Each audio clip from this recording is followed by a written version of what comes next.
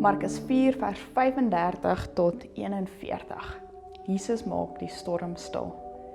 Laat daardie middag sê Jesus se disippels vir hom, kom ons vaar oorkant toe. Hulle het toe die mense wat daar was, daar laat bly en hom saamgeneem in die skei waarin hy gesit het. Daar was ook nog ander skeite by. Skielik het daar 'n groot storm losgebars en die golwe het in die skei geslaan sodat die skei al begin vol word het. Jesus het op die bank in die agtersteewe gelê en slaap. Hulle maak hom toe wakker en sê vir hom, meneer, gee dan nie om dat ons vergaan nie. Toe staan hy op, bestraf die wind en sê vir die see, hou op, bedaar. Die wind het gaan lê en daar het 'n groot stilte gekom. Toe sê hy vir hulle, waarom is julle bang? Het julle dan nie geloof nie? Hulle is met groot ontzag vervul en het vir mekaar gesê, wie kan hy tog wees dat selfs die wind en die see hom gehoorsaam? Ek kry nie altyd alles wat ek wil hê nie. Ek het al deur my lewe vir baie goed gebid en gehoop en gesmeek, want ek het geweet, as ek net dit het, sal alles goed en reg en beter wees. En tog het ek dit nie gekry nie. Nou, ek weet nie wat jy doen as jy iets wat jy regtig graag wil hê nie kry nie, maar partykeer blameer ek God daarvoor. En party van die goed wat ek so graag wou gehad het, is meer krities as ander. Toe ek 14 was, wou ek baie graag 'n hi-fi stereo gehad het. Al my vriende het een gehad. Toe ek 22 was ek in 'n verhouding, my eerste groot liefde, en ek wou baie graag gehad het hierdie verhouding moet uitwerk. Toe ek 30 was, het my ouma dementia gehad. Tia Marie was toe nog 'n babatjie en ek wou so graag gehad het sy moet haar herken en besef dis haar eerste agterkleinkind. Ek het redes gehad, goeie redes hoekom God hierdie dinge vir my moes gee. Ek het 'n prentjie van my lewe gehad en 'n manier wat ek wou hê dinge moet uitwerk. En toe God nie hierdie eenvoudige goed laat gebeur het nie, goed wat ek verdien het, goed wat my gelukkig sou maak nie, het ek gewonder hoekom God nie doen wat ek wou hê nie. Ek het gewonder, hoekom gee God nie om nie? Nou, ek is seker daar het die afgelope tyd goed in jou eie lewe gebeur. Goed wat jy sou gekies het, maar ook goed wat jy nie sou kies nie. Party van die goed het jou gelukkig gemaak, maar party van die goed het jou ongelukkig gemaak, hartseer, moedeloos. En ek wonder, het jy al vir God dieselfde vraag gevra as hierdie disippels in die teks wat ons gelees het? Here, gee dan nie om nie. Ons bid dit dalk nie hardop nie, ons post dit nie op Facebook nie, ons sê dit nie vir ons vriende nie, maar diep binne in ons, gee U regtig nie om nie. Want ons almal het 'n prentjie van hoe ons lewe moet lyk. Ek behoort hierdie werk te kry. My huwelik moet mos uitwerk. My kind behoort gesond te wees. Hierdie diagnose behoort nie myne te wees nie. Hierdie verlies behoort nie met my te gebeur nie. En wanneer die prentjie anders begin lyk, begin ons wonder, Here, gee U dan nie om nie? Nou, die disippels se probleem was nie die storm nie. Ons dink dikwels, hierdie verhaal in Markus gaan oor 'n storm. Maar ek dink, Markus vertel vir ons iets baie dieper. Die storm was nie die grootste probleem nie. Jesus wat slaap, dit was die probleem. Die disippels is nie kwaad omdat daar golwe is nie. Hulle is kwaad omdat Jesus nie optree soos hulle dink hy behoort op te tree nie. Hulle maak hom wakker en sê, Meester, gee U dan nie om dat ons vergaan nie. Dis eintlik 'n ongelooflike, eerlike gebed. Dis die gebed van iemand wat glo, maar nie verstaan nie. Dis die gebed van iemand wat lief het, maar teleurgesteld is. Dis die gebed van iemand wat voel God is stil. En miskien voel jy vandag presies so. Ek het toe daardie hi-fi stereo gekry, maar ek het geen idee waar dit nou is nie.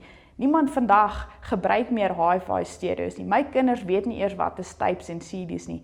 Ons almal het nou Bluetooth speakers. My verhouding op 22 het toe nie uitgewerk nie. Dit was nie eintlik 'n goeie verhouding nie. As ek terugkyk, daar was baie leuns en baie manipulasie, maar ek het 5 jaar later my trouman ontmoet. My ouma het toe nie vir Tia Marie onthou nie. Sy het gedink dit is iemand anders se baba wat net vir haar kom kuier. En my ouma is 2 jaar later oorlede. Maar ek onthou haar. Ek het gebid en gewag en gehoop, maar God doen nie altyd wat ons wil hê of wat ons verwag nie. Ons meet God aan ons gevoelens. Ons leef in 'n wêreld wat sê, volg net jou hart. Vertrou jou gevoelens. As dit goed voel, dan is dit waar. En ongelukkig doen ons presies dieselfde met God. Ek voel naby aan God, dus is God seker naby. Ek voel alleen, dus het God my seker verlaat. Die disippels se gevoelens was eg, hulle was bang, maar hulle vrees het hulle laat glo dat Jesus nie omgee nie. Hulle gevoelens was eg, maar hulle gevolgtrekking was verkeerd.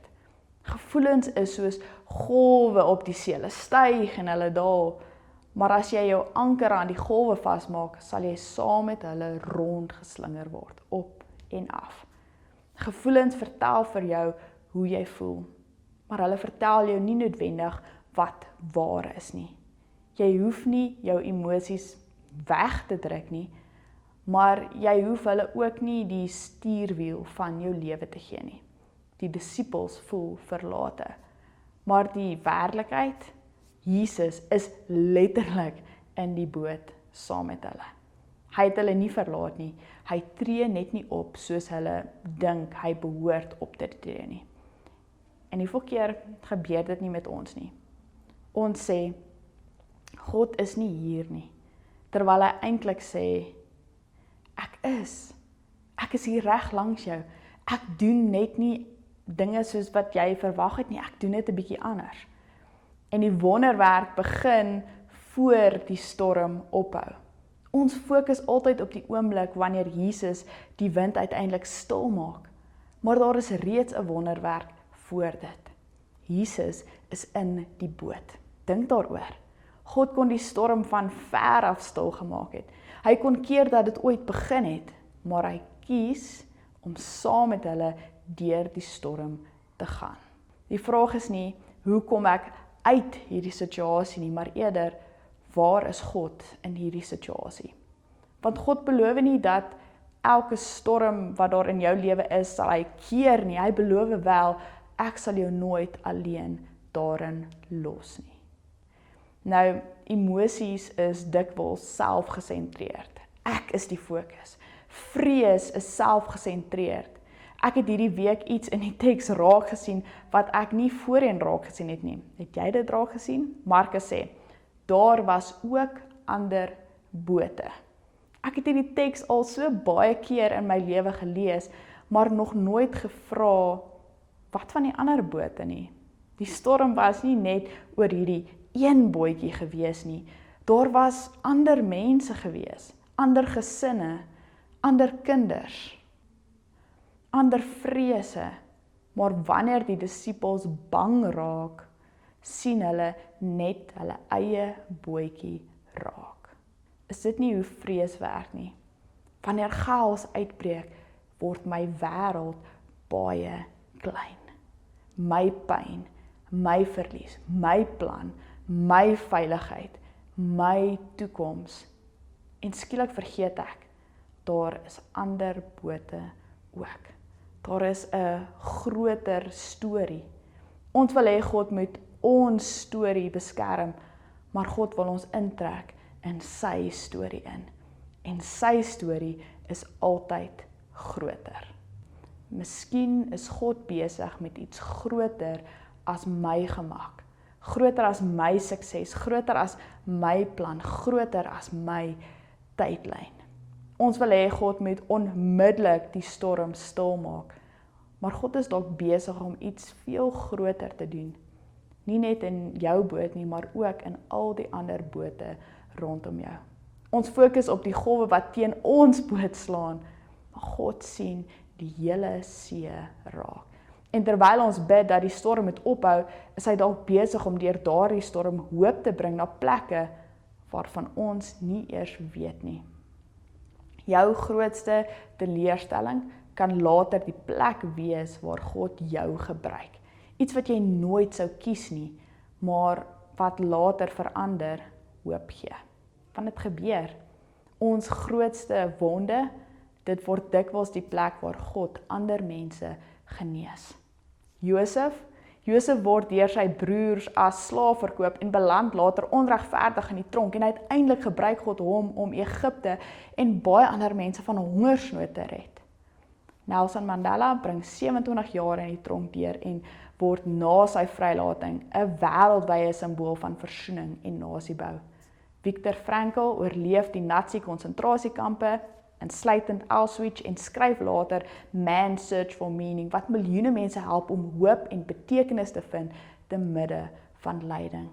Malala oorleef 'n sluipmoordaanval deur die Taliban en word een van die wêreld se bekendste voorstanders vir meisies se reg op onderwys.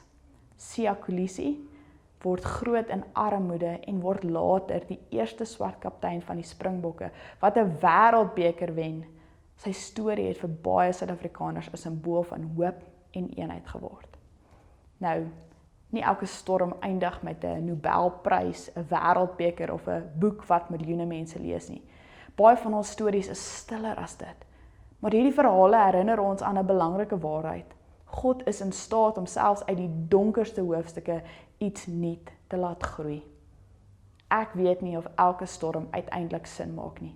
Ek weet nie of ons altyd die groter prentjie gaan sien nie, maar ek weet dit, God mors nie met ons pyn nie. Hy laat niks verlore gaan nie. En baie keer wanneer ons terugkyk, ontdek ons dat juis daardie plek waarvan ons wou ontsnap, die plek geword het waar ons iemand anders kon ontmoet. Wie is hierdie Jesus? Dis interessant. Die verhaal eindig nie met en almal was baie bly die storm het opgehou nie. Nee, hulle word eintlik nog banger. Markus sê, hulle is met groot onsag vervul. Hulle is bang. Hoekom? Want nou besef hulle, die grootste mag in die verhaal was nooit die storm nie.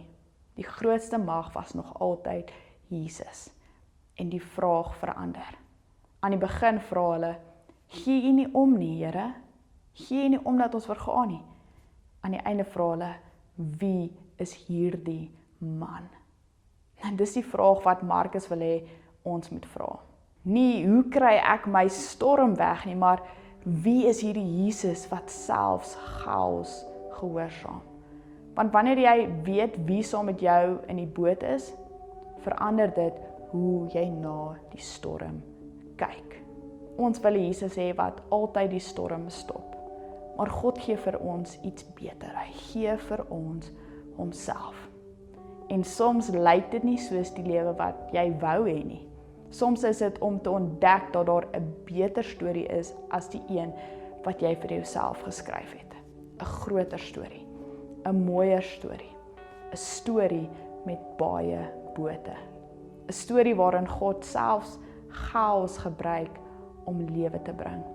Daarom hoor ek Jesus vanoggend nie net vir die disippels sê nie, ek hoor hom dit vir ons sê, vir die ouers wat bekommerd is, vir die mense wat rou, vir die mense wat wag, vir die mense wat gebede het wat nog nie beantwoord is nie, vir elkeen wat wonder of God nog omgee. Waarom is julle bang? Nie omdat die storm nie werklik is nie, nie omdat die pyn nie seer maak nie, nie omdat geloof maak asof alles oukei en reg is nie, maar omdat die een wat saam met jou in die boot is, groter is as die chaos.